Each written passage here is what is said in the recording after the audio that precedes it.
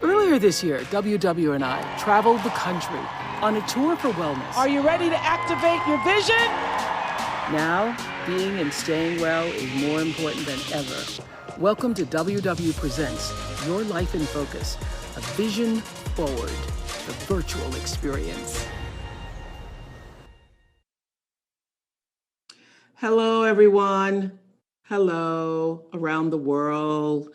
Welcome to week 3 of our virtual tour experience. We are live around the world. Oh, I see you all. Hello there, Royalty, Jay Johnson, all there. All see you all around the world. This is our third Saturday together. And I'm hoping that Bermuda, see you in the house. Hoping you're all starting to feel more focused and well. I have a swollen eye this morning from a sty on my eye. So if you think that there's something wrong with my eye, there is. That's why I tried to wear glasses that would hide it this morning. But other than the swollen eye, I'm in good health and feeling like it's been a really rough week. I know for those of you who are around the world, you might not recognize what's happening in our country, even though it's all over the news.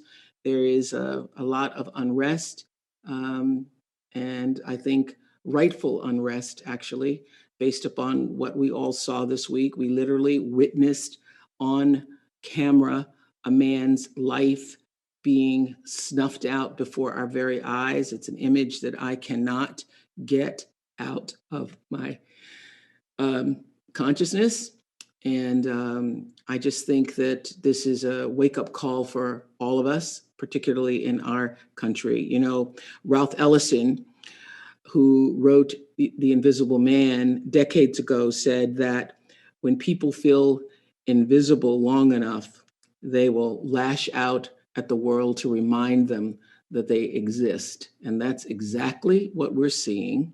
People saying, I am here, I exist, and I have value. And I think those of us who have the ability to be seen and be heard in our lives, whether you are Black or white or Asian, Hispanic, whatever your religious beliefs are, that it is incumbent upon all of us not just to be outraged when we see injustice, because I know a lot of people are like, oh my God, that was so terrible, but that's not enough just to say, oh, it's so terrible. We can't tolerate hate crimes perpetrated by anybody, by authorities or anybody in this country.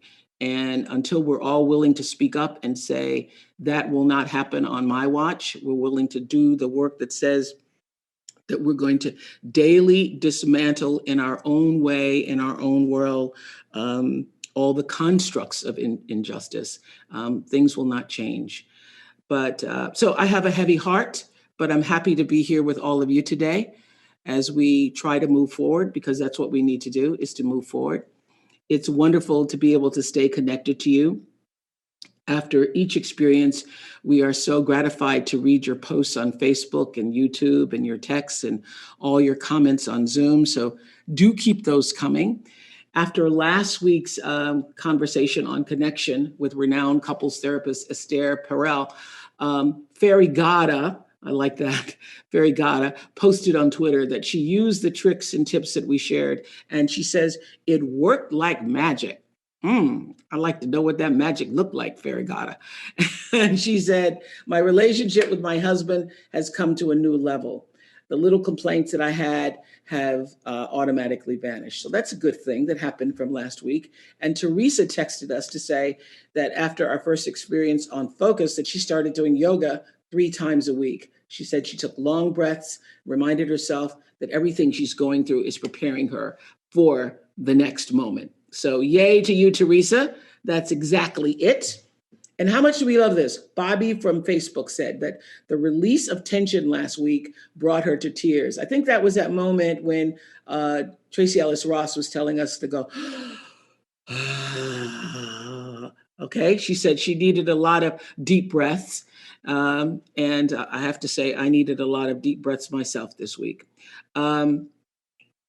What is amazing to me is that no matter the technological distance we have built, such a worldwide community, and when we had this idea, we really were not sure how this type of virtual connection might feel, but we just wanted to try it at WW.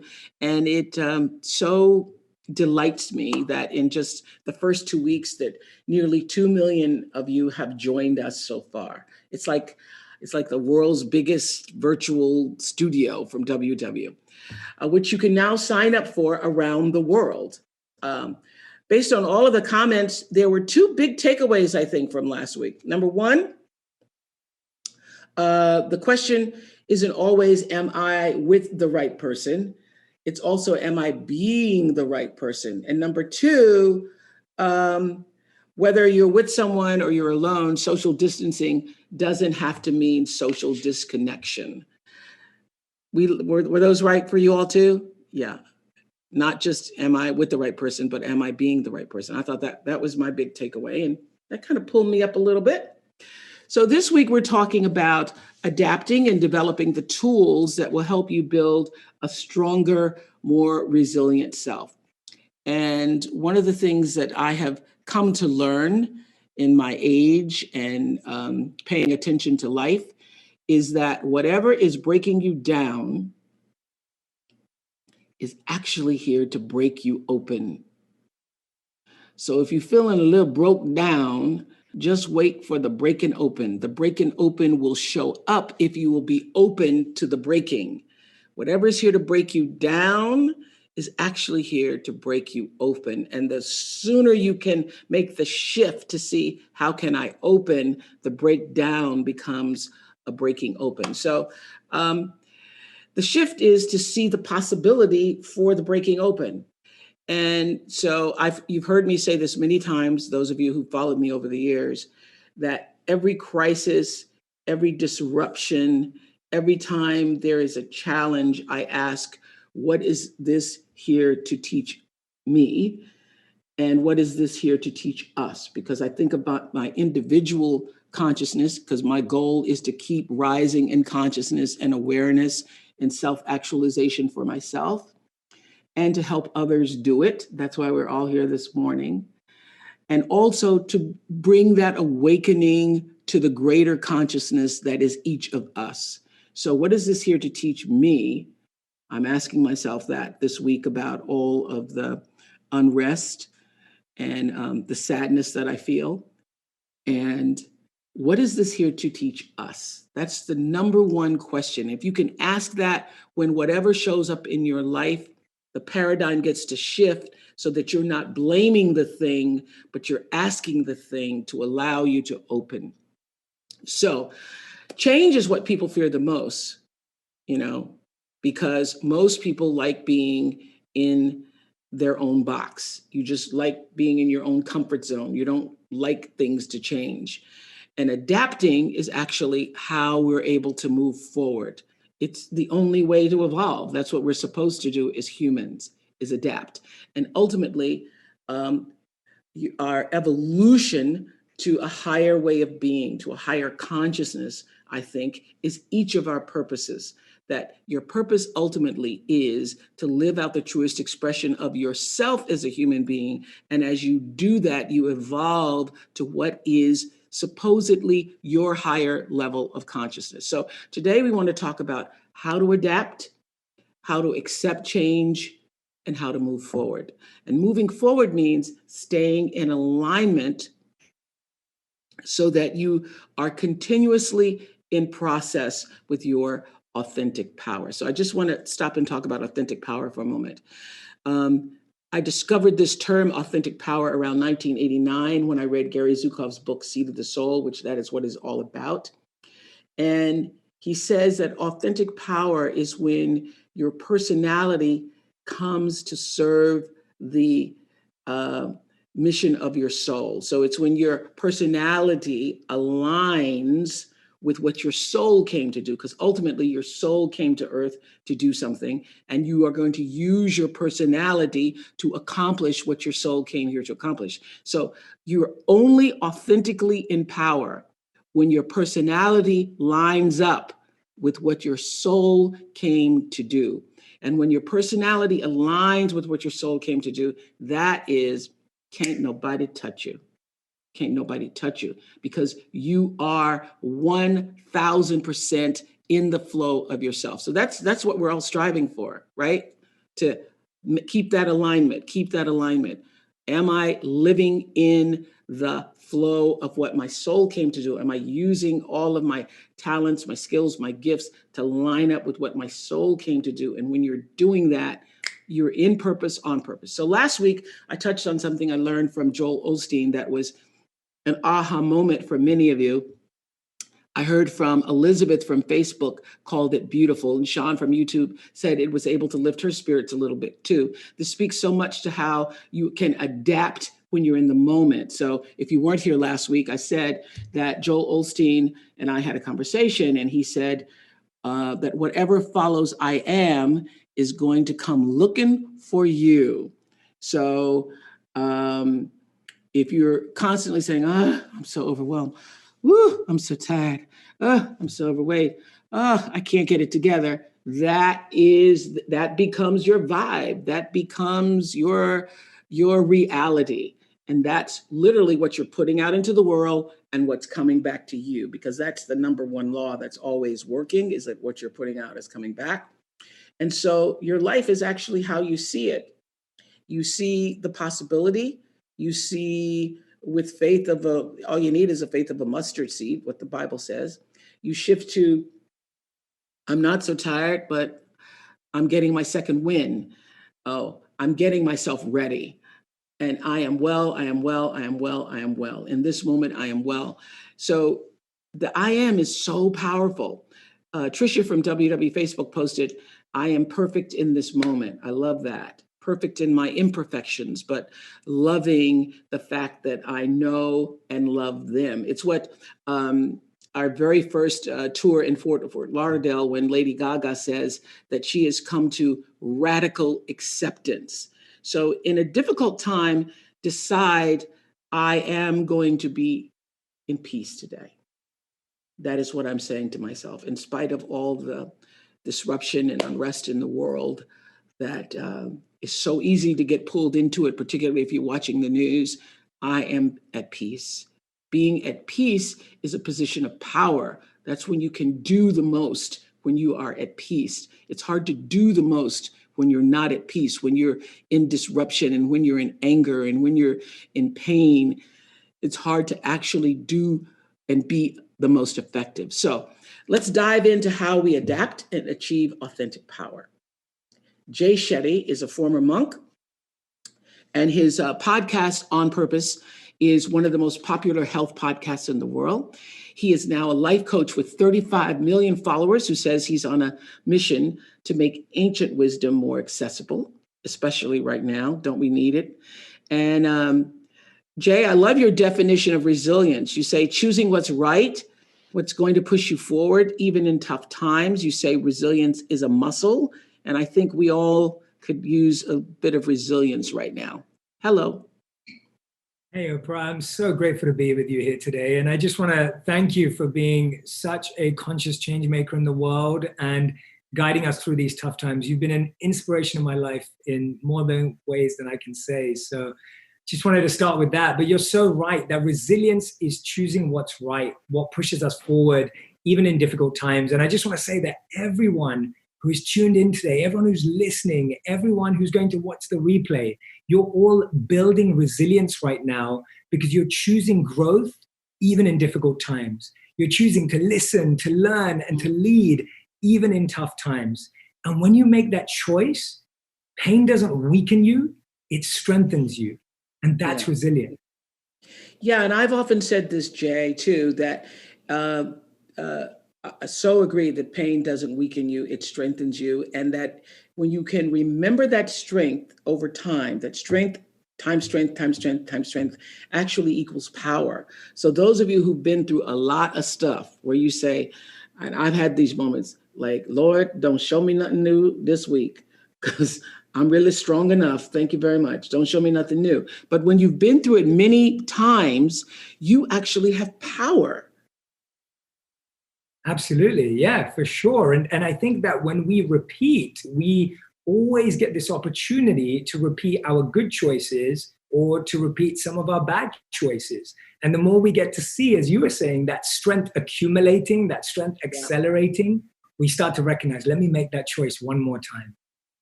So you posted on Instagram that no one could have predicted that we would be in this situation right now. But one thing we do know is that new challenges, listen up, everybody, this is what Jay said, new challenges require new skills. Even small steps can create big change. And I think that's so important what you're saying, Jay, because everybody always wants to do the big, big, big thing.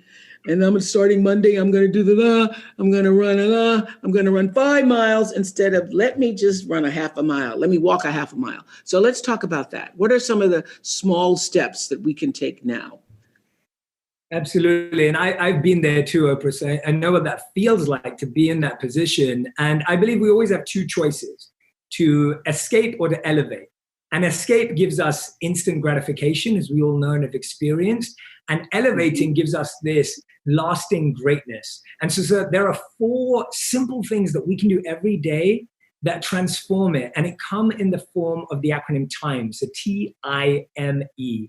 The T stands for thankfulness. We know that gratitude is powerful. It boosts our immune system. It brightens our mood. But what I really love about gratitude is not just feeling it, but expressing it. Send that voice note, send that video, send that message. Taking that moment to express gratitude makes such a difference in our life right now and such a difference to that person receiving it. The I stands for... I'm going to stop you right there. I'm going to stop you right there on the T. You said we all know how powerful gratitude is. If you all know that, I'd like to see it in the screens. If you can, I get a witness. I mean, it changes everything, does it not? I would say this. I before I open my eyes in the morning, you know, that phase where you just kind of like, oh, I'm still alive. I'm still here. The first thing I've trained myself to do is to say thank you for that, because gratitude literally changes your vibration. It doesn't just help you, it changes your vibration. Would you not agree? Yeah, 100%. And what I love about it, and Oprah, I've heard you speak about this before, and you know, it's discussed broadly around how what really makes a difference with gratitude is when it's deeply heartfelt and it's really specific. And so we all know that then we can really think about, how is this unique to me? That's what has such a great impact. The I in time, as I was explaining, stands for inspiration. I feel that finding daily inspiration, we have this obsession, and it can carry us away of how many books have I finished? How many podcasts have I listened to? How much have I completed? When actually it's so less about finishing something and so much more about practicing something. So how can we find one verse, one point, one paragraph, one quote, one insight that we can practice daily, that we can actually apply in our lives? And that will make such a big difference. Okay, I begin with, I have on my phone bowl of sake. Are you familiar with bowl of sake from Hazrat Inyar Khan? So that's what I go to first when I open my phone, is some daily inspiration. For me, it's bowl of sake. For you all, it could be whatever you want. But I start with a daily inspiration. I start with gratitude. So far, I got two out of four. What's the next one? That's brilliant. The third one is meditation. And 3 out of 4. Good. 3 out of 4. And for me, the simplest definition that I've come across of meditation that I love is just a meeting with yourself. Taking out time to spend time with yourself. I think we have meetings with lots of other people. We have schedules with lots of other people. But imagine just seeing a time for yourself where you can ask yourself a few questions. How am I doing? Everybody's nodding because we got that. Jay, that resonated in a way that I think we got it, because I think there's this big mystery always around. I see your heart up there, Mr. J. I see your heart. I think there's this mystery around it. Like, am I doing it right? Am I doing it long enough? Oh God, I'm still feeling the thoughts. But what you just said, did that not click, y'all? Did you not hear that in a deeper way? That meditation really is a meeting with yourself. Go, Jay, that's really good. Thank you. And I'm so glad it resonated. And just being able to sit down with yourself and ask the questions, how am I doing today? Mm-hmm. What can I change today that's going to make me feel better? Simply asking yourself those 2 questions can shift your day. These are questions we ask our friends and our family. Let's ask them to ourselves as well. Yeah. And finally, does it matter how much time, Jake? Does it matter how long that meditation is? Because everybody gets hung up on it. It has to be 20 minutes. It has to be twice a day. It has to be. Tell me. I would say just start, and this is a starting point. Just start with that 5 minutes a day of spending time with yourself. Find joy in your own company for 5 minutes a day, and it will start to naturally extend and expand. And those of you with children, when your kids say, Mom, what are you doing? You say, I'm going to have a meeting with myself. Go in the bathroom, close the door, put down the toilet seat, and have a little meeting with yourself. Love that, Jay. Next, E stands for? And E stands for exercise. And the one thing I love about exercise to point out is that it can be dance, it can be movement. And I know, Oprah, you had the wonderful Julianne Hough on your tour teaching Kinergy, which I am a huge fan of and think is beautiful. I think movement and getting that movement in your day, whether it is dance, whether it's a virtual workout, whatever that is for you, finding that time is really powerful. All right. So it's time. It's an acronym of time, using time. Thank you. Thank you so much. That resonated, right? We got that, y'all. I see you nodding. Mm-hmm. Around the world. Okay, so let's see how to adapt and strengthen our resilience right now. Let's go to our workbooks. Jay, you're going to stay with us. Yes. As always, today's workbook pages were included in the email that we sent you when you registered at www.com/Oprah. So if you were not able to download them, we're going to put the pages up on the screen. And if you're on Facebook or YouTube, you can write down your answers at home. And if you're on the Zoom webinar with us, you can participate in our interactive poll. Now, to do that, you have to enter your answers at the prompts on your phone or laptop, and then Zoom will tally our collective score so we can find out how we're all doing as a whole. Here we go. So first of all, our definition for adapting is our ability to adapt now is a form of self-care that will strongly influence our lives on the other side of COVID-19. When we cultivate tools to strengthen our resilience and bounce back from challenges, we're more likely to feel prepared to deal with life after the crisis. All right, we all accept that as our definition. So this is how you score. You know, if you've been with us, 1 is not me at all. Sometimes me is 2. Often that's me. It's 3 and 4. Woo, that's me. So we're going to read through each question. Remember, this is a check-in just to give you an idea of where you are in this moment. And then select, you're not going to be judged by it. Then select what most resembles you, and it will register into our Zoom poll. Or you can just write down on a piece of paper at home. Here we go. As new information regarding social distancing develops, I accept that my daily routines, including sleep, work, structure, and comfort, have been disrupted. I accept that my daily routines, including sleep, work, structure, and comfort. Is that not you? Are you resisting? Or is it sometimes you, often you, or that's me? I'm trying new things and finding different creative ways to approach activities I've always done. Is that not you at all? Sometimes, often, or that's you. I'm looking back at how I managed other challenging times in my life to build my confidence that I will get through this too.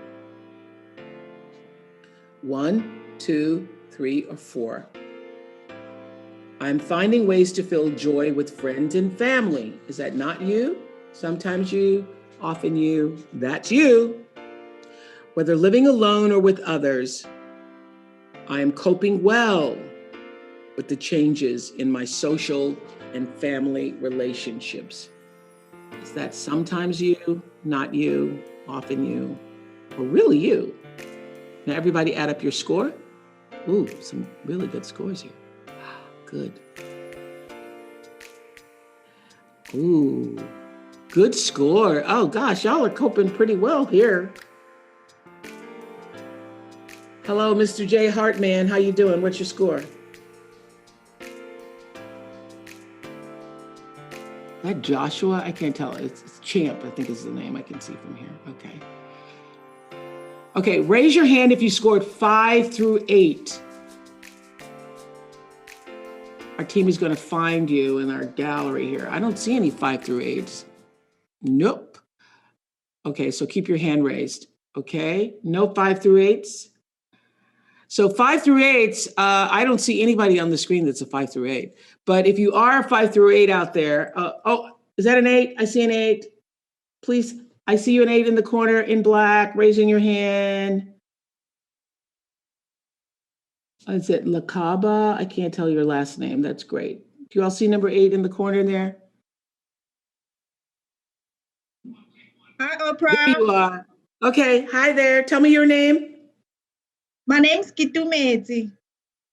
And where are you Kitu from? for short. Okay. I'm from South Africa, Johannesburg. Yay, South Africa. Great to see you. Thanks for being in the house. Thanks for being in the house. So you're struggling a little bit to adapt? I am. We are creatures of habits.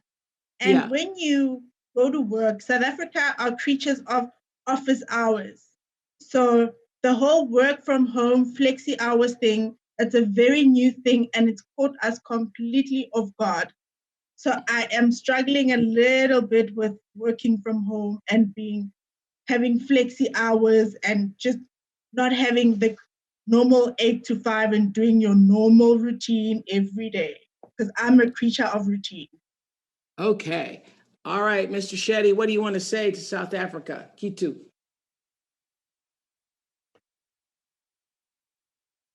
Is that location has energy. And what I mean by that is when you do something in a particular location every day, that location carries the presence of that energy. It's why we find it easier to work in offices, why we find it easier to sleep in bedrooms. So what I'd suggest is finding a very clear workstation in your home, a place where you don't eat, you don't watch shows, you don't do anything else, you don't sleep, but it's a place that you work. It could be the edge of a table, a corner of a room. It can be the smallest space. And create something in that space that makes it a workspace. It could be a stack of books. It could be a particular scent. It could be a particular quote that inspires you. Make it a place that feels like you're working, that you're effective. So that it actually is your flexi space, as you said, becomes your flexi space. Yeah. And you become regulated. if you do that, Jay, it's like you become regulated in that space. And I love what you said, Jay, earlier, that all places hold a kind of energy. That's why you want to sleep in the bed and not do, your work in the bed, because the bed is for sleeping and other things. And also, it's the reason why I train myself not to work out in my pajamas, because my pajamas have a psychological feel that I'm supposed to not be working too hard in my pajamas. So even though I could just I could literally go all day and never change anything. I could just work out in the pajamas and I could work, and then I could Zoom in the pajamas, and then but I make myself change out of the pajamas for that reason. Thank you, Kitu. Thank you, South Africa. We love South Africa. Thank you. Blessed to be here. Thank you so much. All right. 9 through 12. Did I see some people? I did see some 12s up there on the screen. I see 10. Is it Chomele Cole? Hi. And the polka dots. Hello, Tamale. How are you? Nice to see you. Hi. I'm sure Hi, I mispronounced. How are you? Hi. Did I mispronounce your name? Chantel. Oh, okay. I couldn't see. And half of my right eye is closed today, so forgive me. Okay, Chantel, go ahead. Hey, yeah, I'm having some problems adapting. My husband's working out of town, so I'm at home. We're also trying to sell our house, and I'm working from home. So trying to find a balance between, my health, my work, and trying to take care of the house is a little bit difficult. So I was wondering maybe Jay had some suggestions. Okay, Jay, let's see what you got for Chantel. Absolutely, Chantel. I totally appreciate the dynamic balance. And I'd always love to encourage you to start with yourself. I feel like when you feel that you have a strong foundation, when you feel that you have the strength you need, when you give more to yourself, you're going to be able to give more to others and everything else that's happening in your life. And so I feel it's finding that one thing that you can do for yourself every day that brings you joy. It could be a cup of tea, it could be reading a book. Just what is that one activity that you can do every day that brings that spark into you that then helps you go and share that with everything else that you have to do throughout the day? Have you been doing that for yourself, Chantel? Have you been giving enough focus to yourself? I've been trying, but sometimes it does get difficult. But I like the idea of a 5-minute. Sorry, guys, my dogs are going crazy. Of the 5-minute meditation, and just kind of going in the bathroom, locking yourself away, and just relaxing for 5 minutes to kind of get that grounding and focus. I think that's a great idea. Yeah, I love that too. We all love a meeting with me. Me meeting. Take it, Chantel. Thank you. All right, 13 to 17. I saw a lot of y'all up there. Put up your numbers again. 13 to 17. All right, 13 to 17. Great.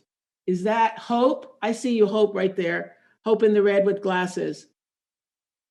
Hope Immaculate? Is that what it says? Hope Immaculate. Yes. Hi there. Hi, Oprah. Hi. You're doing good. You're doing really well. You scored well. That's a high score. Thank you. Yes. So you're mostly pretty nimble, right? From time to time, you might need to take a moment to release your hold on what you can't control. But if you're scoring in the 17s, you're doing pretty good. Pretty good. What did you want to say?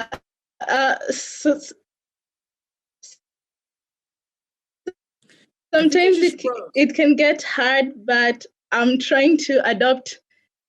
Go ahead. Keep talking. Hello? Keep talking.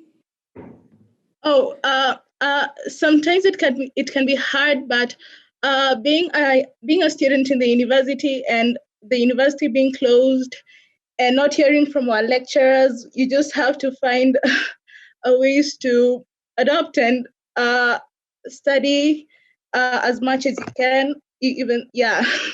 Where are you from? Where are you speaking to us from? I'm from Kenya. Oh, good. Oh, Kenya's in the house. Yeah. Wonderful. So what's your question? Do you actually have a question for Jay? Do you have a question? Not not really. I'm just happy to be here and hear from everyone. Yeah. Jay, but you heard what you said, and I think a lot of students are feeling this too. They're feeling disrupted because you're having to take your classes online. It's like, one of my daughters was supposed to start law school this fall, and now has to be online with the law school, which I'm really happy because it means she gets to stay home. But what do you want to say to all the students out there who are feeling much of what she's sharing, Hope is sharing? Yeah, I'd love to say that for anyone who's struggling as a student, it's good to recognize that pain and acknowledge it and that loss and, the community and being with your fellow students and graduation, of course, that so many have missed as well. But I'd say that now's a really good time to explore things that you may not have had time for before. I think as students, now's a time to explore your passions, to explore your interests and follow your curiosities that may be beyond even your curriculum, because it's such a rare opportunity that you get this time as a student to explore beyond what your curriculum has. And I would encourage everyone to use this time in that way. Thank you so much, Hope. Thank you so much. Love to you in Kenya. Jay, wouldn't you say, I said this at the very beginning in episode 1 here of our WW streaming, that the sooner you can get to acceptance, it's like the stages of grief.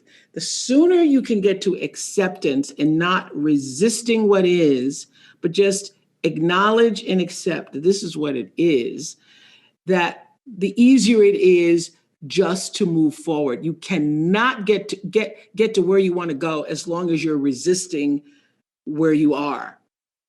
Yes, well said.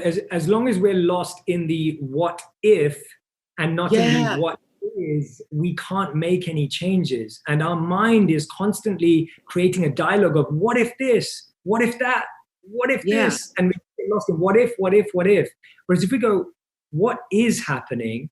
And how do I respond to that? How do I accept that, like you said? And how do I push forward from there? That what is where we need to live.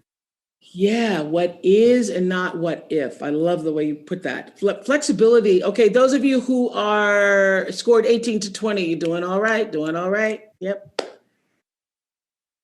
Very good. Flexibility is a strong suit of yours, and it's especially handy when facing the many disruptions in this moment. I was really surprised to see so many of you who scored so high, 18. That's really good. So now the question becomes, as I was saying earlier in our conversation today, when you've got it, when you feel like you've got it together, the next question is, how can you help someone else who may be struggling during these unprecedented times? How can you use your adaptation to help someone else? How do you take what you have? Because that is the life process. I have it. Now, how do I share it? I have it. Now, how do I share it? How do I offer it in a way that it can be received? Okay, group score. Let's see how everybody did as a whole. 1% of you, only 1%. I think the fact that you're here on a Saturday is why only 1% scored in the 5 to 8 category. When you say that, Jay, if 1% scored 5 through 8, yeah. The fact that you're here means that you're already, you're seeking higher ground, and just the seeking itself means that you're willing to adapt. Yeah, your commitment's really obvious to be here on a Saturday morning or whatever time it is, wherever you are. It's really showing your dedication. Yeah, love that. 16% scored 9 to 12, and 52% scored 13 to 17. It's very good, y'all. 30% scored 18 to 20. I think that's our highest for 18 to 20. So a lot of you, particularly on this call, we really need to share our energy with the rest of the world at this particular time, however you can. Okay, now go to the bottom of the last page and let's do the word exercise. I want you to write down the word that you feel can help you strengthen and how you choose to adapt. Let me see your words. And then what one simple thing can you do every day to put your word and how you adapt into action?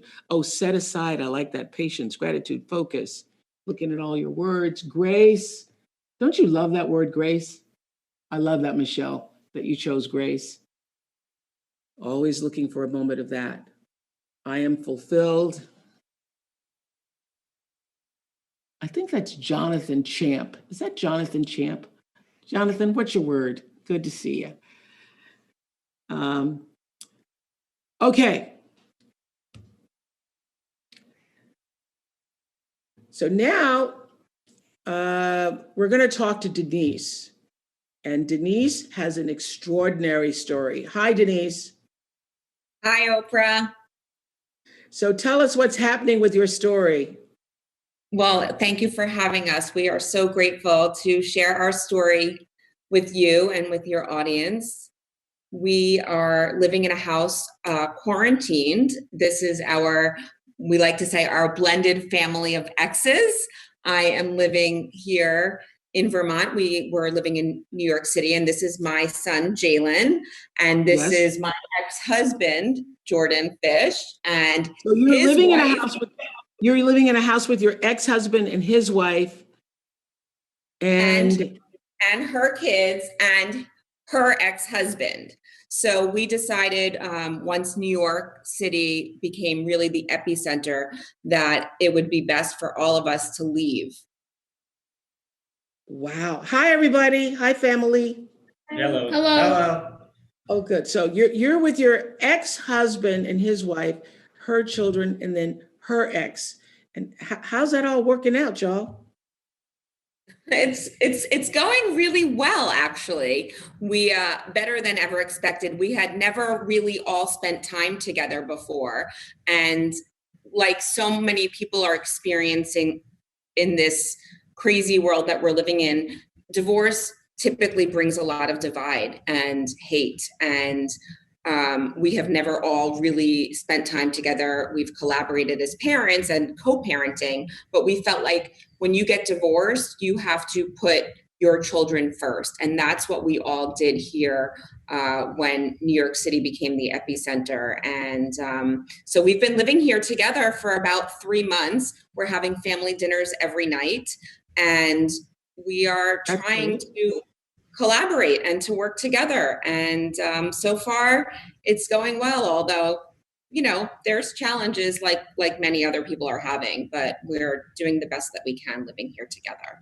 So it's nice to meet you all, family. Denise is going to stay on and have a private talk with all of us. She won't talk about you too badly, I'm sure, but thank you all. Thank you all. Thank you all. So Denise, what is it you wanted to share? You wanted to say, bye, everybody. Thank you. Bye. Bye. Okay. Thank you. Well, we've been this is the ultimate in adapting your ex-husband and his wife, and then her ex-husband, and then all the children. So, okay, so what's the problem? Yeah. You know, it's not necessarily so much of a problem, but I think by sharing everything that we're experiencing, we hope that, and I hope always that people can be helped by it. And so I wrote a piece talking about how I was lonely in a house full of people. And I had just overcome cancer. I just had started dating again. And then this happened. And so it's been quite interesting to share my journey and to talk about the facts. And I think it's always important to talk honestly, but it's really lonely, even though I'm living in a house with 7 people and, you know, and we're having beautiful dinners every night, and we're really connecting, and we're sharing what we're grateful for. And there is so much for us to be grateful for, especially in the world that we live in right now. We are all safe. We are all healthy. But just like everyone else, I miss my mom. She's 76. I miss my friends. I miss people. I'm a social person. And, you know, I'm living with people that I wouldn't choose to live with. And so it does get lonely, even though I'm with people and safe and healthy. So we're grateful for that. But, you know, I don't know how to go on with my life. I'm doing virtual dates. Because how long are you all, everybody is still in lockdown, right? We are, and we've been isolated, and we don't know what the future holds. And that's the scary part. We don't know how our life is going to go back to normal. How are we going to separate or divorce again? Yeah. Jay, have at it. Wonderful to meet you, Denise, and thank you for sharing so openly. I think the first thing that comes to my mind is just reminding yourself of the intention behind the decision you made when you all moved in together, because I'm guessing that there was some real intent, there was some real sense behind this decision. Maybe you felt that it was providing a support mechanism for the kids. Maybe you felt it felt like a safe space to be in. There was definitely some logic behind the decision in the beginning, even if the experience has been tough. And I really want you to reconnect with that, because sometimes when we reconnect with our intention, it strengthens and fuels us to continue to move through these challenges. The second thing that comes to mind is, and I know you miss your friends, and I know you miss your mother, and it sounds like even though you have these connections in your shared space, you're missing certain people. And here's the thing, connection is not based on shared space, it's based on shared experiences. And so what I'd encourage you to do is continue to go on those virtual dates, continue to design virtual experiences, virtual workouts, virtual discussions, virtual game nights with those people that are the people that you want to connect with, and allow yourself to be free in that, to feel liberated to do that. You don't need to feel the pressure to hold back and only spend time with the people that you're in a room with. And one of the things that I really want to point out, which it seems like you're doing from the pictures, and I see that, is sometimes when we have a past with someone, our mind just gets full of like all the past moments. But what I love that you're doing is you're using this to create new memories. And I really think that that's a great way of rewiring these relationships, of invest more time in creating these new memories with the people that you're around now, even if there are past moments that may be tough or challenging. And isn't there also, Denise, an element of, there's a part of you that you want to get out. This is what the producers had shared with me. There's a part of you that you want to get out and date. Like, is there a relationship that you have someone to date, right? There's somebody I'd like to go on a date with. Yes, absolutely. And we've been connecting on FaceTime, and we feel like we know each other. And it's been, there's something interesting about dating virtually, that we really get to know each other more quicker. And so I actually don't think that's been a bad experience. I think that's actually been a very good experience. In terms of really taking the time to get to know somebody. But there comes a point that I'm 46 years old and I would like to get on with my social life and my dating life. And I hope to meet somebody that I can spend the rest of my life with. And it's lonely not having that. So part of the reason I asked that question, because part of it is exactly what we were saying before. I don't know if you heard us, is that you haven't accepted that in this moment, you haven't fully accepted, because you're resisting what is and you want to get on with it. From what I heard from the producers, you want to go out and date, but everybody in the house says once you go out, you can't come back. And I would say, I wouldn't let you back in either, Denise, if you were here. That's our rule at our house. If you go out, you can't come back in. I said that to Stedman the other day, who says other people are golfing. I said, other people don't live here. And if you want to go out, then you're going to have to be quarantined for another 14 days. So I understand the rest of the people in the house. I also understand you wanting to get on with your life. You should elevate that virtual dating. One of my daughters, every Friday night, because her partner is in another state. And every Friday night, I actually helped them last night, build a little fire, helped her build a little fire, create a little mood, a little wine and cheese. He's on his end, and they're doing this virtual painting together. And they've been working on the same painting now for a long time, I would say. And I think just from what I've heard from her, the connections have deepened. So you need an activity, not just talking virtual dating, but an activity virtual dating. And it's turned into a really special thing. And we all know every Friday at 5:00, that's her date time. And we have dinner accordingly so that she can get to her date time. Yeah, I get that. And I understand everybody's perspective here. It is a very hard thing. We have been here for 3 months. And the question is, when do we separate? How does that work? And when is it appropriate? As the rest of our country starts to slowly open, when do we start to slowly live our lives a little bit again? And that's the question that we're all sort of trying to figure out here. Is it that everybody can't agree on what that is? We're just starting to have the conversation. So we're trying to be respectful of each other, but sometimes, I'm typically one who thinks about others, and I might be being a little bit selfish right now. I feel like I've spent 3 months here and it's been wonderful in many ways.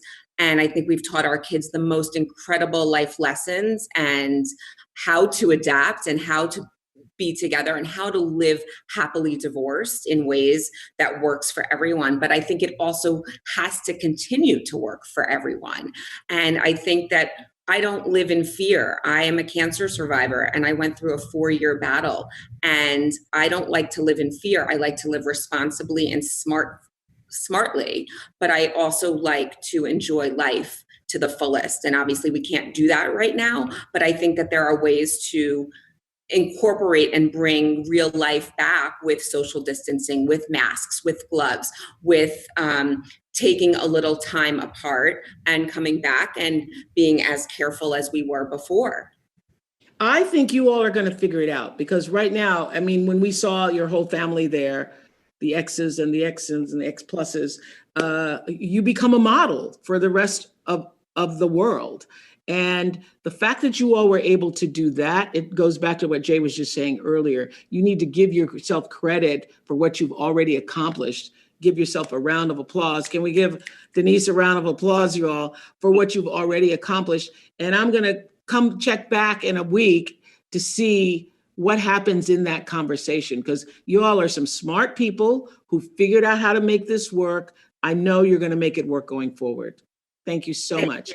Thank you so much. I can't hear what y'all decide. I can't wait to hear what the family meeting was. We'll check back next week. Thank you, Denise. Thank you. Jay, you're going to come back later and do a special meditation, right? I am, Oprah. Thank you so much. Thank you. Thank you. We'll see you then.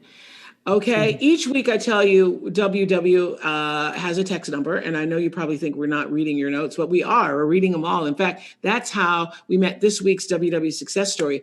And here's the number again on your screen. It's 917-924-4450. And I want you to think about what you're ready to commit to in terms of your wellness, because that's what we're talking about next week. Is it more movement? Is it better nutrition? Is it more kindness to yourself? Is it more focus on yourself? Commitment is our topic for next week, and we want to hear from you. And today I want you to meet Cassie, who we met through our texting. She sent us a text to say that after joining us on tour in Fort Lauderdale and hearing about our WW member story, she was inspired to join and begin her own wellness journey. And even though the world started to close down, she stayed focused. And I'm thrilled to tell you that she's now lost 24 pounds since January. Wow. What was your why for joining, Cassie? Hi, Oprah. Hi there. Actually, as of Saturday, it is over 26 pounds. So that was super. So what did you hear in Fort Lauderdale that caused that shift? What happened? So I heard a lot of stories about individuals who prior to WW had a lot of behaviors that I had, and then their stories after joining WW. And I had previously done crash diets and just trying to fit into the dress or get ready for a wedding. And I didn't have something that was sustainable for my life. And when I went to Fort Lauderdale, that was something that I found. You know, I heard you ask the question, what is holding you back from your highest, truest self? And you said it again today. And I had this moment where I reflected on, you know, how I always had this commitment to my friends and I would never break plans with them. But if I set the alarm to go work out or go meal prep, I'd hit snooze. And I'd cancel plans on myself continuously. And I really wanted to make that commitment to myself to find something that was sustainable and about wellness and not about the numbers on the scale. And Good really for make you. Good for you. So you sent us a video of just some of the changes that you have made despite the quarantine. Let's take a look at Look at you, girl. Wow. Thank you. Wow. Something that I implemented were a few things of structure. So the first weekend that we were on stay at home, we cleaned out our entire garage and reorganized, decluttered, and set up an at-home gym. I've started setting my alarm and doing workouts at the time that I would need to do them in order to get to work in the morning. We would come up with our workouts the night before so that we would look forward to something for the next morning, and we were creative. Then I started looking up different recipes. This was an opportunity for me to really experiment with cooking. That was something new that we tried too, which we made fun. On Blue, it is 1 point, and it is a perfect grab and go breakfast muffin. All right, there you go. Another thing that we added in was meditation and gratitude. Gratitude was something that I always did, but it was really important to continue that during this time. Also doing my virtual meetings and weigh-ins every week and seeing results and also celebrating non-scale victories kept that motivation. 1 point muffin, I'd like to know what's in that. I'll connect with you on the Connect app, okay? Yes, please do. Okay. Okay, I know the WW app on your phone has been a constant source for you to help you adapt to shifting things around you. How so? So first, it helps really create the behavior of figuring out what is the good choice for me or what's worth it. So tracking is number one that I use the app for. And then it's my cookbook. I find so many recipes on the app. It's my personal trainer. I do the fit on and the digital workouts. I use the meditation section. And then I go to my virtual workshops, which I absolutely love. And I go every single week and I meet with the same group and we get to cheer each other on during that progress. So it's great. Hey, what's your Connect name? Because I am going to contact you. I want to know how you get a muffin to be 1 point. Sure, absolutely. What's your Connect name? Yeah, it is CASSC 10. Okay. All right. All right. I'll be contacting you for the recipe. Thank you, Cassie. Awesome. Thanks, Oprah. All right. Thanks for sharing. Thanks for sharing. You look great, by the way. You look fantastic. So when we talk about adapting to our current reality, my first thought is always my best friend, Gayle. Gayle is someone who loves to be part of the world. Oh my God, the most social being I have ever known, heard, or read about. She likes soaking in every experience. I can't tell you how many times we've been to events or parties where I'm just like, good, I can't wait to get out of here. And then we leave and Gayle goes, wasn't that fun? And I'm like, was it fun? I don't know. Okay. So she's one of those people who talks to every person she meets. Everybody becomes a friend. She comes home with the cab driver stories. And when I think back to one of the last times we were together, it was early March in Denver, which was the last stop of our 2020 Vision Tour. And the world was just starting to close. We actually, on that day, were surprised that all of you showed up in Denver. We're like, because we're thinking it's time to start shutting down. If we knew then what we know now, we would have been shut down, because on that evening, I probably shook hands and took pictures with over 400 people. And I would not have been doing that had I known what we know now about COVID-19. So now we've been FaceTiming more than we ever have in our lives. Gayle and I have. Even when I call, Gayle goes, let's FaceTime. And there you are, yes, sitting in the kitchen with your boyfriend, Croc. Like, okay, let's FaceTime. Hi, Gayle. That's so true. Hi, Oprah. The story, Denise's story. You know, I love Denise's story, living with the ex and the ex of the ex. I love that. I love that they can do that. And I think what a message that sends. Yeah. Really I see you there with your boyfriend, Clock. Yeah. Oh, yes. Here he is. Here. Wait, boyfriend Clock. Every time I talk to Gayle, I go, how are you doing? She goes, I'm so alone. I'm here by myself. I go, well, I think I see your boyfriend in the shot. There's boyfriend Clock. Yeah. Yes. And I say, you know, I like him tall. He's very tall. He's double-sided too. I know, Oprah, it is. It's interesting. I thought, listen, it's no secret to you that I'm a people person. I knew that about myself too. So this has really been a little hard. Is the connection not good? Yeah, it's good. A lot of people say they're a people person, but you really are a people person. And I think people would expect. Yeah, you truly are. I've never seen anybody who enjoys being around people, all kinds of people, no matter who they are or what their story is, more than you. So if you follow Gayle, try being a people person and having a crappy week. Try that. It ain't good. Yeah. It's just me, myself, and I here. It ain't good. If you follow Gayle on Instagram, it's been a transition for her in so many ways. At first, you said it was daunting and scary. So how are you doing today? Listen, I woke up literally teary, looking at all of the unrest around the country. I know it's been a difficult week for all of us. Oprah, we've been up since 4:00. Me, Kirby, and Will. It's the weirdest thing. They sent an article. I responded. They said, "You're up." I said, "I've been awake for the last hour." I literally could not sleep because I'm watching it. And all of us feel so haunted and unsettled by it. I cannot stop thinking about it. I can't stop thinking about the looting. I can't stop thinking about George Floyd. I can't stop thinking about the expression on that cop's face when he had his knee on his neck. And he's so comfortable. He's so comfortable, guys. He had his hands in his pocket. That's the universal sign of, I am really chilling here. I am so comfortable.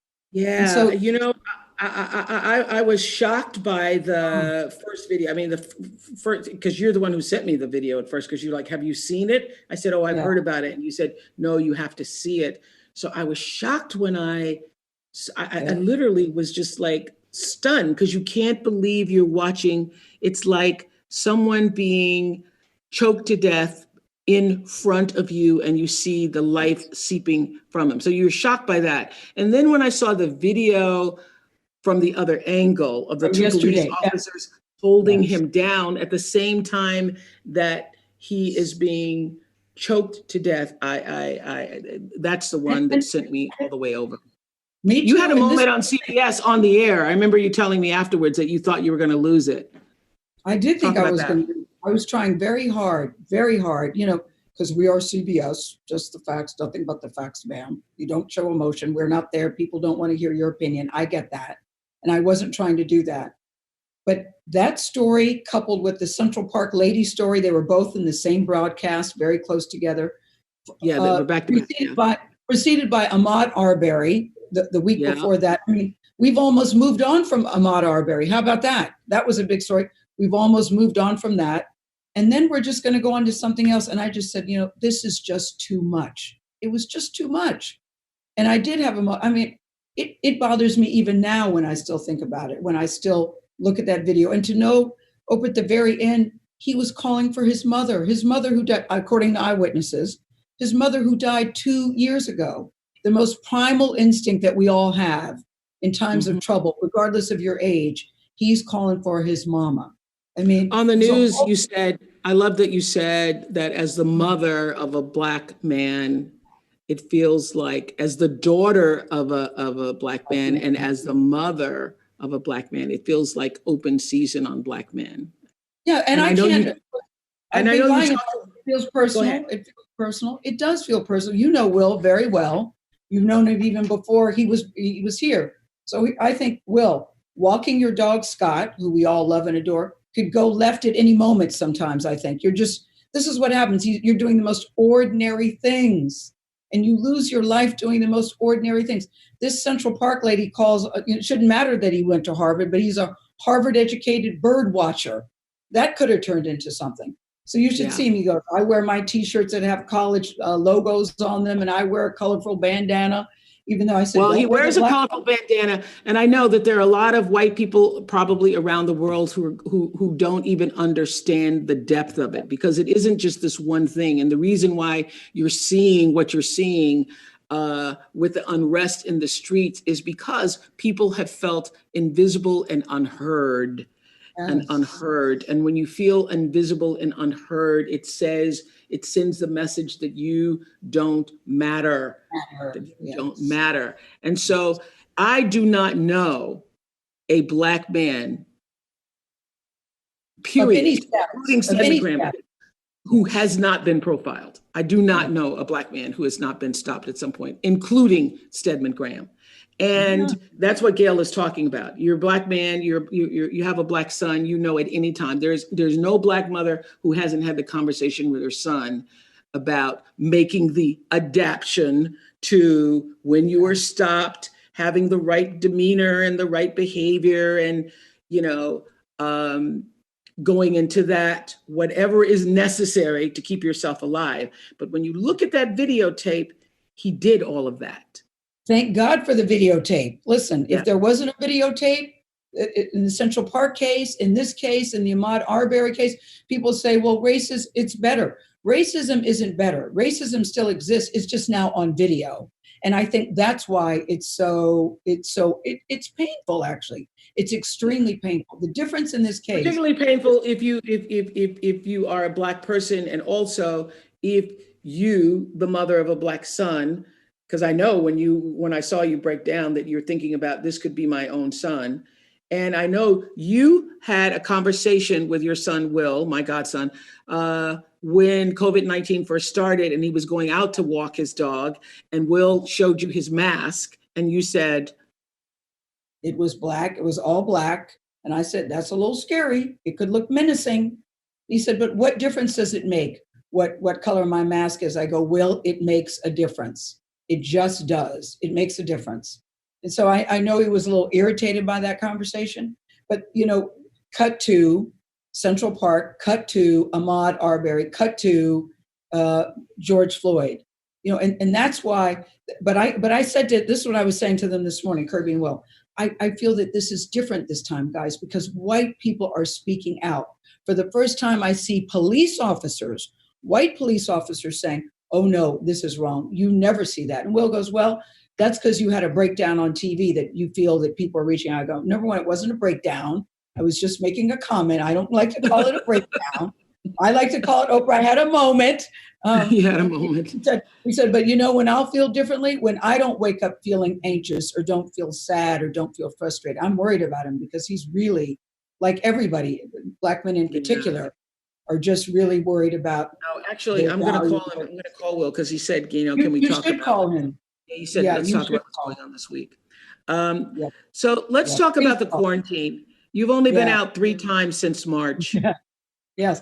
The last time I was out, because I was with you after we did in Denver, then we had a little breaky poo, and then left your house, and I've been here ever since.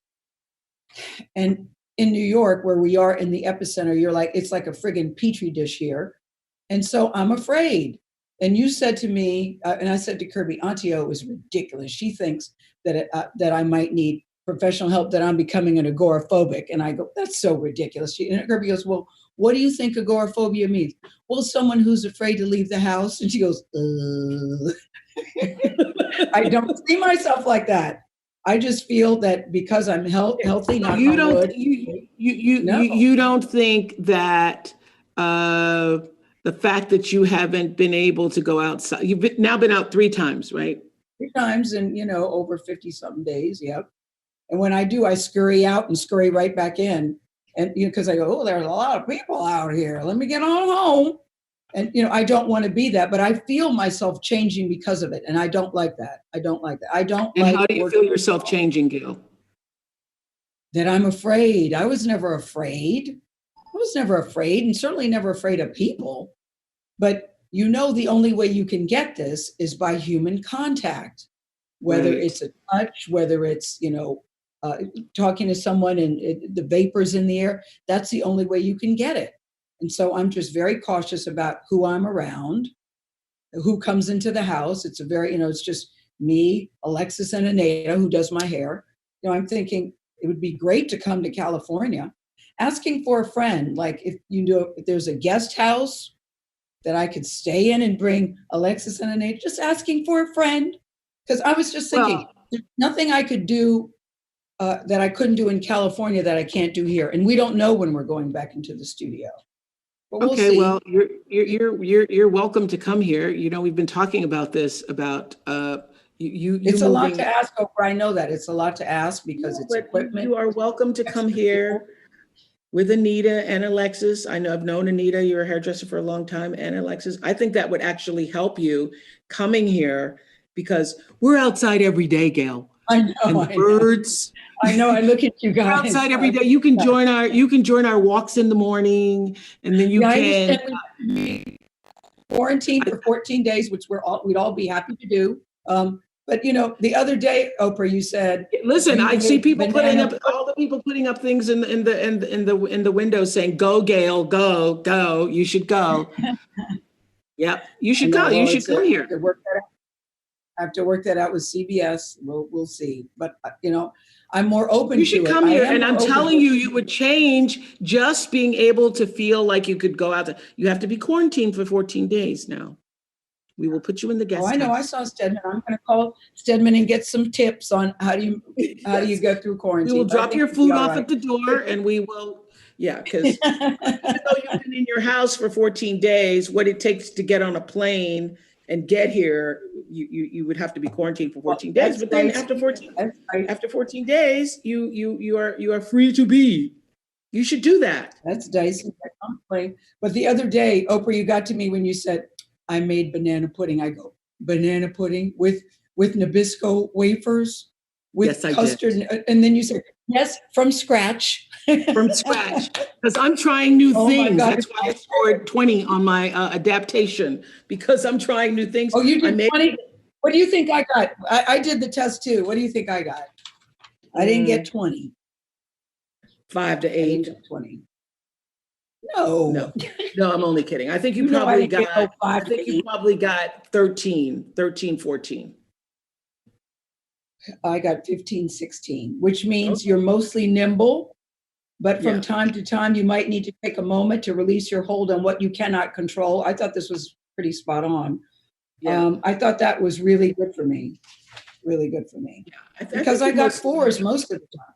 Because, I will say that a couple of times I've been outside and the birds have been so loud that Gayle goes, "Are those birds?" And I go, "Yeah, the birds." Have y'all noticed, those of you who can get outside, that the birds are louder? And Gayle's like, "Birds are louder because there's less people." The birds, the animals, all of them are coming out. They're glad we're not out there. All the animals are like, yay. So, and I know you watch the bird. Every time a bird goes by, you're like, "Hi, bird." Yes, I'm the one that goes into the living room. The birds fly by. I go, "Hi, my name is Gayle. I'll be here tomorrow." I walk by the mirror and say, "Hey, Gayle, how you doing?" It's just me, myself, and I. And I'm kind of sick of me. I like me. I like me, but I'm kind of sick of me. Me, myself. No, I never realized. And listen, Oprah, I have never minded being single. You know that. I don't mind being single. Would I like to share my life with someone? Absolutely true. But I've never minded being single because I know so many people, go to so many great places. But it's really different when you are single, and it's just you, yourself, and I. And I almost feel guilty even bitching about that because, people have far bigger problems. Look, I have a nice place. I'm healthy, knock on wood. I have a job that I really like. But I don't think there should be a hierarchy of pain. The people that can't go to the prom or can't go to college or can't go to, miss what you miss. So a relative to the hospital. So my pain is just as great, but I also know that I'm very, very blessed under the circumstances. So I don't take that lightly either. Well, you need to come here because watching you cook, all these years I've known you couldn't cook, but Lord, even I was surprised. Now you're hurting people, Oprah. No, you're not I was surprised. People. Now you're hurting people. I was surprised when you posted that you were surprised that an egg rolls off the counter. I meant, oh my God. Haven't you made eggs? Listen. Haven't you made? Yes, I've made eggs in my life, but I said it there, and I thought, how in the world did it just roll like that? I said it there. It's not like it's a round ball; it's oval. Yeah, but that hasn't happened again. Eggs roll off the counters. Anyway, before the pandemic, you were working out every single day. Are you still doing that? Yeah, I still do that. I still do. I'm not going to say every day, but at least 5 to 6 days a week. I definitely still do that. Because I think I would like to tell everybody that you were actually on WW before I was. And how is WW helping you stay on track? Are you still tracking? Well, yeah, but you know, what I learned is that it's not good when you try to do the points in your head. You know, No, you really should absolutely write them down. That's why you have an app. That's why you have an app. Yes, I know. I do. I definitely have the app, but I think, okay, I know that. Yeah, Janine was just it's very scribbling her head that you were doing that. I saw you, Janine, like you couldn't believe it. Yes. But that I was doing it in my head? Yeah, because you can't do it in your head. Yes, because and you can't do it after you've eaten the thing. I did that once after like a peanut butter sandwich. It doesn't work. Too. Yeah. Doesn't work. It's like you track. Well, that's the good thing about it. Put it in your mouth, right? That's the thing about it. It does. It's easy to follow, and the beauty is you're still eating real food. So it doesn't. You don't have to feel, oh, I'm missing something. You're still. I have a chef who brings me food because, as you know, I cannot cook.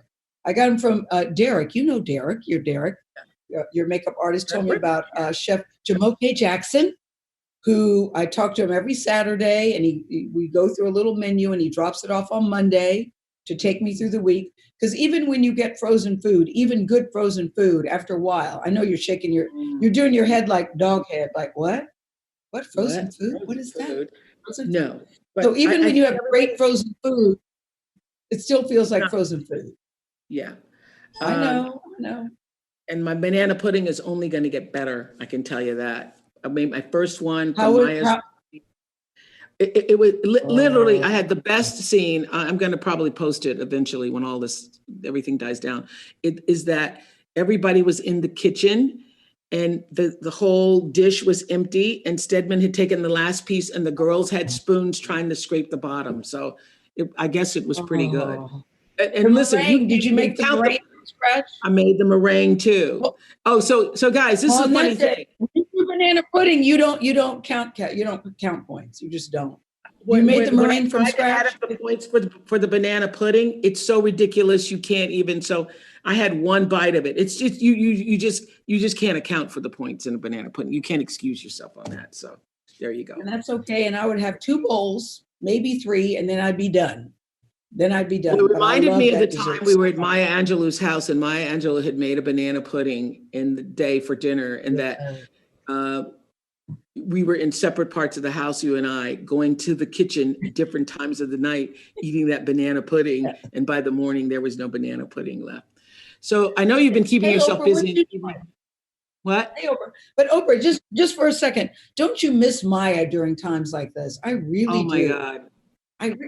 I really do. I was thinking about that the other day. I was thinking, God, it would be so nice just to run some things by her during this particular time. I was thinking about her too, but I actually was thinking about her because the anniversary of her death was 2 days ago on the 28th. And so it's been 6 years. And I was thinking about what would Maya say in this moment.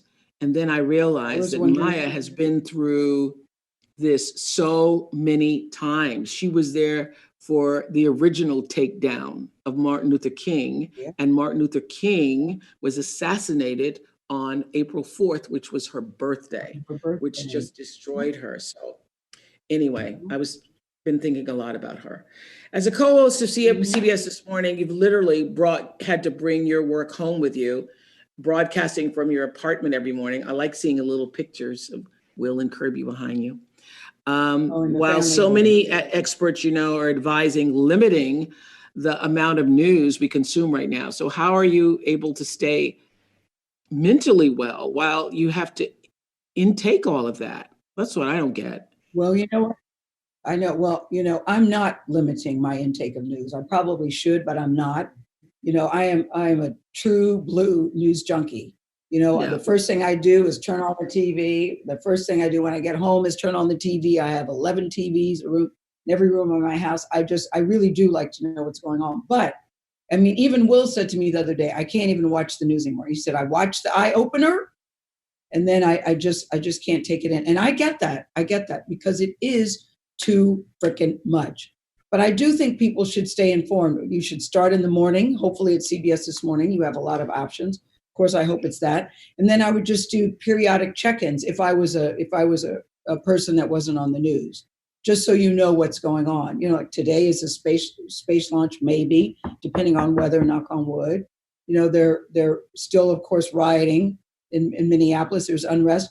They had a news story this morning, Oprah, that a police officer's wife, the guy who was doing the kneeling, that she filed for divorce.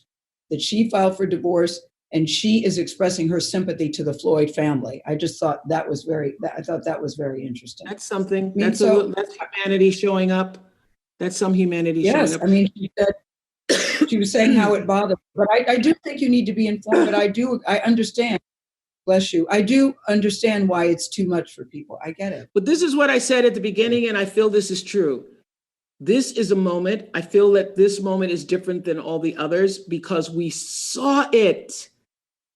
You saw it, people of the world. Seen it before? No, we have not. We haven't seen it like this. Literally seep from his body and his body go limp. It's like watching a lynching and seeing the noose around the neck, only it wasn't a noose, it was knees.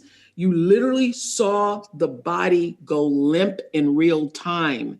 And because it was so much time, that's why it's emblazoned in our minds. And you can't forget because you are not supposed to forget. And you cannot just let yourself be outraged. In this moment of your outrage, the next time you see an injustice and you turn and pretend that you didn't see it, then you are a part of the problem and not the overall conscious solution. That's it. And we have all got to do in our own way to work toward the systemic dismantling of injustices and racism and the caste system in this country that allows for racism to exist. That is what has to happen. And until you can see that, this is what I want to say. That's why I feel maybe it's different. Because wait, I just want to say this. He had his knee on his neck for 8 minutes and 46 seconds. Think about that for a second. For 2 minutes and 53 seconds, George Floyd was unresponsive. So he still left his knee there for 2 minutes and 53 seconds after he stopped moving. You can't deny what that is. You can't deny what that is. You just can't deny. And then the video that we saw yesterday of the other two holding his legs. So at no point was he resisting. But here's the thing that people don't understand who say, well, that didn't have anything to do with me, racism today, and that wasn't my country. Here, it's as simple as this. There's the micro and there's the macro. In your own personal life, if somebody did you wrong, if you were raised in a family of alcoholics, your father was an alcoholic, your mother was an alcoholic, you didn't get what you needed, you weren't offered the nurturing and support that you felt that you deserved, there was dysfunction in your family, you cannot move forward until that is acknowledged. Is that true? It's true. And the same thing is true in the micro, is true in the macro. There can't be a moving forward until there is an acknowledgement of what has actually occurred and continues to occur systemically in this country. So everybody who keeps saying, oh, no, it isn't. Oh, no, it isn't. That's why you have the videos so that now you can see it. So you take your outrage and you use it. You take your outrage and you use it to work to dismantle the constructs of the injustice that continues. Black and white. This is what gets me. This is it's only going to happen until all people come together, because Black people already know it. So the white people. What I was going to say. Yeah. Because I know this is black and white, and this was clearly race when I look at this, and anybody with two eyes sees race too. But it really should be a humane and about humanity. Is really that's why people everywhere should be outraged and say we're not going to take this anymore. We're not. Yeah. It should be about the humanity of all of us. That's why this feels different to me. And the only reason we saw it is because there was a camera. It has happened hundreds and hundreds of thousands of times. And the only reason and now you saw it. So now you can't pretend you didn't see it. So a lot of people have found themselves. Also the Philando Castile story, that's the same city where Philando Castile was shot in the police car with the belt on, where he said, wait, I have a gun, I'm licensed to carry the gun, and he was shot. So, and that police officer was acquitted. So I think people are still very on edge in Minneapolis. And when you see the looting and the rioting and the protest, before you judge those people, I did an interview with somebody yesterday who said, you can't tell people how to mourn, which I thought was very powerful. You were looking at pain and anger and frustration. It's hard when you see somebody walking away with 2 TVs and their knees buckling. That's not what this is about. This is about calling attention to humanity and the lack of humanity and the lack of justice. It made me think about Colin Kaepernick too. This is what his kneeling was about. His kneeling was about social injustice and racial injustice. It was never about disrespecting the country. And I think people are also starting to look at that differently too. They said it's okay. I saw a very powerful graphic of the officer kneeling on George Floyd and Colin Kaepernick kneeling side by side. And they go, this is what he was kneeling for. Where is the outrage? Where's the outrage? Okay. So we're going to move on. We all need to adapt. We all need to adapt on that issue. For sure. For sure. A lot of people found themselves asking big questions about their own life during this time. Who's going to care for them when they're sick? Am I close enough to my family? Am I alone? Am I lonely? What are some big questions you've been asking yourself? Oh, they ain't big questions. They always say if you're over 60, that you are in the, it's not prime group, but you should be extra careful, higher which risk, I am, because yeah. Higher risk. That's what I was looking for, higher risk. And I've said to both Kirby and Will, favorite daughter Kirby, favorite son Will, if I'm in the hospital and it looks like I'm leaving, listen, I'm not afraid to die. I just don't want to die in terror or horrified. I don't want to die like that. But if my time is here, I want them, because they're both in LA, as you know, get on a plane and suit up, come in there with the PPEs. And so I don't want to be in a hospital with somebody holding an iPad saying, they're here. Look, I got my name. They're here. No, I said, you all are young. You all will recover. You just come on in and suit up, because the last faces I want to see if I'm able, I don't want to be a nurse or a doctor who doesn't know me and I'm just patient number 99. And what did I say to you, Oprah, when I said, what did I say to you? I said, I hope you have a good, strong iPad. No, this is what Oprah said. Oprah said, move the iPad a little over to the left. Gayle, move it to the left so I move can the iPad over to the right. What a wonderful friend you have been to me. Oh my God. Suit up. Gayle, can you hear me? I'm not leaving my house. I'm not leaving my house. Yeah. Y'all better come up with a vaccine if y'all want me to leave. All right. You've Gayle, already said that you are not leaving. I'm not leaving my house. I'm not leaving my house. So pack your bags, check with CBS and see if you're serious, Oprah. I hope you're serious, because I'm really giving this a lot. I've resisted it. If I didn't People mean have it. called me. And Stedman's been saying we need to get Gayle needs to get out of there. Gayle needs to get out of there. And I was saying, well, early on in March, I was thinking, oh, well, you're going to go back in a short period of time. So you don't want to make the move here and then go back. And I thought you all would be back at work by now, but because you're not back at work, you really should just come and move here. Do. Okay. Okay. Welcome, Anita and Alexis. Okay. Anita and Alexis. Good morning, viewers. I'm at Oprah's house. We'll just put more chicken on the grill. There you go. Thank you, Gayle. All right. Thank you, Gayle. This was so fun. Thank you for asking me. Thank you. Yes. He's very nice too, my boyfriend Clark. Don't talk about him. He's very nice. See you guys. Bye, Gayle. I'll talk to you later. Leaving meeting. Do I just click out or do I just sit here? What do I do? No, at the end of every FaceTime call, Gayle goes, in call. Who are you talking to? I don't even know who you're talking to. In call, Gayle. In call. So my hope for your experience today, everybody, is to help you remember that adapting is to change and moving in the flow is all about actually giving yourself some daily renewal, assessing and adapting to what matters most to you in every moment. In spite of what's going on in the world, we've got to keep ourselves whole and keep ourselves well. That's how we make change in the world for ourselves and for other people.